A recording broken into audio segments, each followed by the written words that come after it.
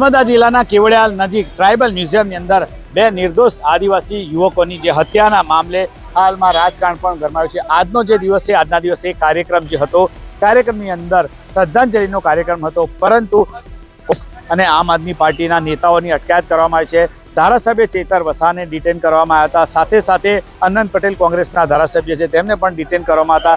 આપણે જે જગ્યા છે આ રાજપીપળાનો રોડ છે, એટલે કે ડેડિયાપાડા તરફથી આવતો જે આ રોડ છે, એ રોડ પર પોલીસ બેરિકેડ મૂકીને પોલીસ દ્વારા ચેકિંગ કરવામાં આવ્યું છે, વાહનોનું ચેકિંગ કરવામાં આવ્યું છે। તમે જોઈ શકો છો કે પીઆઈ કક્ષાના અધિકારીઓ અહીંયા જે ફરજ પર છે, આ રીતના તમામ જે રસ્તાઓ જે છે કેવડિયા તરફના, એ તમામ રસ્તાઓ પર આ રીતના પોલીસનું બેરિકેડ મૂકીને દરેકની પૂછપરછ કરવામાં આવી છે।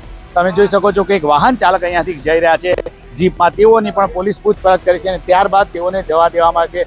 ખાસ કરીને વાત કરીએ તો અત્યાર સુધીમાં જે 6 આરોપીઓ છે તેમની ધરપકડ કરી અને તેઓના રિમાન્ડ પૂર્યા બાદ તેઓને જેલમાં ધકેલી દેવામાં આવે છે। પરંતુ રાજકારણ ખૂબ જ ગરમાયેલું છે, કારણ કે ચેતર વસાવા અને મનસુખભાઈ વસાવા આ ઘટનાને લઈને તેઓના બયાન આવ્યા છે। મનસુખભાઈ વસાવાએ જણાવ્યું હતું કે આજનો જે શ્રદ્ધાંજલિનો જે કાર્યક્રમ છે તેને લઈને જે ચેતર વસાવા સહિતના નેતાઓ તેમની સાથે કોઈ વાત કરી નથી અને ચેતર વસાવા આ મુદ્દાને લઈને રાજનીતિ કરવા માંગે છે અને શાંતિનું વાતાવરણ છે દોહરવા માંગે છે, એવું મનસુખભાઈ વસાવાનો ચેતર વસાવા પર આરોપ છે। બીજી તરફ ચેતર વસાવાનું કહેવું છે કે આદિવાસી યુવાનો સાથે જે અન્યાય થયો છે એ અન્યાયની અંદર જે લોકોની ધરપકડ કરવાની છે, પરંતુ મોટા માથા બાકી છે તેવો તેમનો આરોપ છે। એટલે કે હાલમાં તો આ મુદ્દે રાજકારણ ગરમાયેલું છે, ત્યારે અત્યારે પોલીસ કેવડિયા જતા તમામ રસ્તાઓ પર બેરિકેડ મૂકીને લોકોનું ચેકિંગ કરી રહી છે અને આવતા જતા વાહનોના લોકોને પૂછપરછ કર્યા બાદ જ અહીંથી જવા દેવામાં આવે છે। ત્યારે લાગી રહ્યું છે કે આગામી દિવસોમાં પણ આ મુદ્દે અનેક કાર્યક્રમો થાય તેવી શક્યતા દેખાઈ રહી છે। નરેન્દ્ર પેપરવાલા, ગુજરાત તક,